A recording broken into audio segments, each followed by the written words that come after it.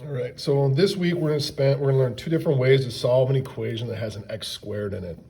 What you're gonna notice today is that you're only gonna have one x in your problem, and it'll either be x squared or parentheses with an x on the inside squared on the outside. The first problem is pretty basic here. It says x squared equals 1, solve for x. Now a lot of you in your head are like, oh, x equals 9, 9 squared equals 81. What we fail to remember is 9 squared equals 81, but so does negative 9 squared, also equals 81. So the majority of these problems are gonna have two different answers.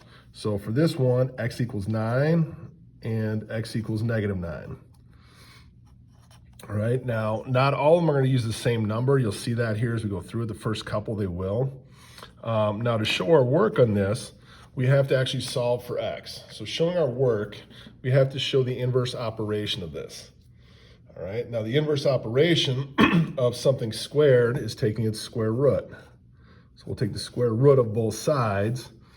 A square and a square root cancel, and x equals, square root of 81 is 9, but it's also negative 9. All right, so we have two answers for that. Now, as we go through the assignment, the problems get a little bit more difficult. We have to do a little more algebra to get the x by itself. Now we do PEMDAS, okay. When we simplify, we say, hey, do parentheses first, then exponents, then multiply and divide, then add, subtract.